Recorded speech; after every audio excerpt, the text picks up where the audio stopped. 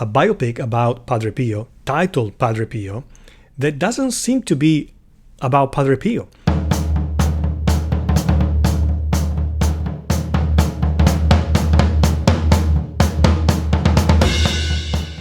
And welcome back to Catholic Wisdom. I wanted to spend a couple of minutes today to comment, to share some thoughts about a very recent movie that came out and that is receiving various reviews, especially in the Catholic world, back in Italy, my country, and also here in the United States. The movie is Padre Pio by Abel Ferrara, starring Shia Labeouf as Padre Pio. First of all, a couple of things. Number one, I'm not really going to spoil anything about the movie because there's not really much to spoil. It's a very artistic, it's a very mystical movie.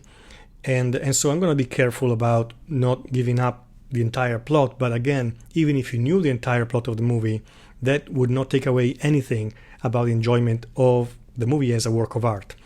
Number two, if you've been listening to any of the Catholic channels or maybe reading some Catholic articles about this movie, you know that there's been a little bit of a warning about watching this movie because of two reasons fundamentally. The first one, the fact that the Padre Pio as a character in the movie is seen swearing a couple of times and using the F word in English, which as an Italian I realized that it constitutes a little bit of a translation issue because that kind of swear word cannot be literally translated in Italian.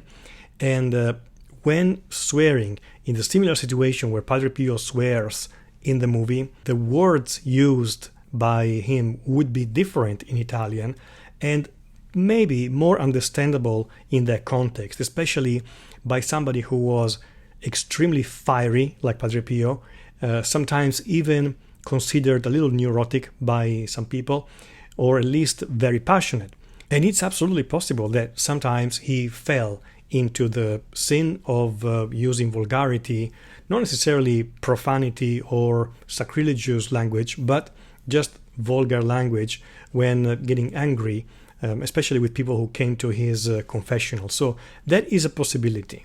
It can bother you as a viewer, I understand that, but for me it wasn't really a serious problem. The second element is more of a serious problem, which is the sacrilegious use of the icon of Mary in a scene that is supposed to be a vision, so not real, but a vision that's happening in front of Pio's eyes. Many in the Catholic world have said, avoid watching the movie because of this scene. And I don't feel like saying they are wrong. You should be very careful what you put in front of your eyes and what you expose your soul and your heart to. I find it personally an unnecessary vulgarity and profanity and something that goes against what Padre Pio, the real Padre Pio, would have liked to see in such a movie. So I really don't support it. Having said this, it's also possible that being Catholic, you can disapprove of that scene, obviously. You can disapprove of what you're seeing there, but still being able to look at the movie for what it is, for the artwork that it is, and still enjoy the light and the positive that comes through the movie. Because at the end of the day, the movie is painting Padre Pio in a positive light. I thought he was portrayed with honesty. Not only because he is seen both in moments of rage and in moments of torment, but also in moments of serenity and really great pious zeal. There is a beautiful, beautiful scene where he interacts with a homeless person that really makes your heart sing. So there is an honesty, but also because of the fidelity that the production of the movie had in using Pio's letters and Pio's actual documented words in making the movie. So a lot of what we hear Pio say, or even in his mind, are things that have been documented historically. So I just wanted to start with these two main caveats, the swearing and the icon of Mary, because I know there's been a lot of conversations about this. However, having said all this, the actual Capuchin convent where the movie has been shot and whose friars actually act in the movie. They are real friars all around the star of the movie.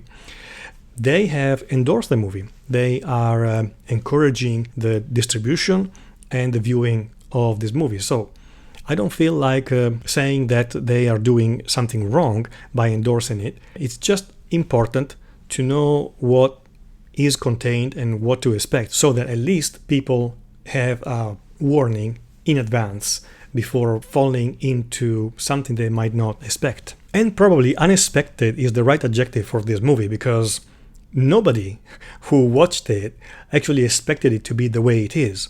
Here we have a biopic about Padre Pio, titled Padre Pio, that doesn't seem to be about Padre Pio. You get to the end of the movie, and again, no spoilers, and you haven't seen a lot of Padre Pio. He is not the center of the plot. He is the center of the movie, for sure, because he's the spiritual center.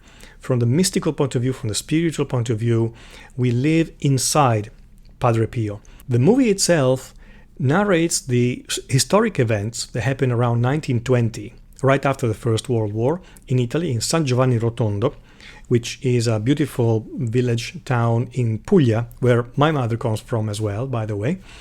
And these events really take the most space of the narration of the movie. They are well depicted, if not maybe a little superficially, of course, but this is just a movie, and they are realistic. They show what happened in those days.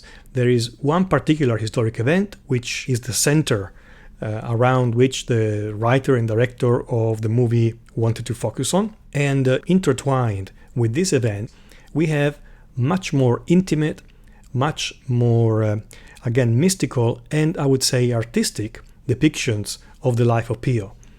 Those moments when, as viewers, we get a snapshot of the life of Padre Pio, as short as it is, I found are absolutely the best part of the movie.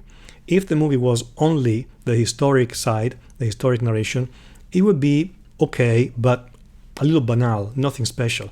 What makes the movie stand out, in my opinion, and probably worth watching, are really these scenes about Padre Pio. Not only because they are very genuinely, powerfully acted by Shia Labeouf, but also because the movie takes a special intensity in those scenes that the other scenes don't have. So again, Padre Pio is a film about Padre Pio, which is not a film about Padre Pio. It's less strange than it sounds, because what the director does, or the production did, was to create this opposition between the material struggle of the people, of the farmer, against the dominant landowners, and on the other side, what happens inside Padre Pio's soul. The battle between good and evil is playing both in the material side, on the material and political side, for the material power, and inside the heart of Padre Pio. So these are the two main forces that are in play in the movie, and in my opinion, they are shown and represented very well. I would also add, for my own personal taste, I would have preferred if the movie had been all about Padre Pio.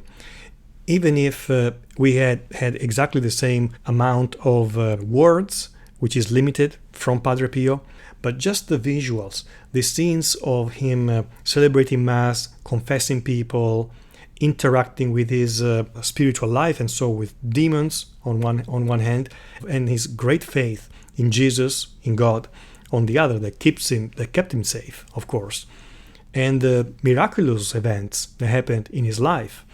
God loved Pio so much that he gave him these miraculous gifts, not last the one of stigmata.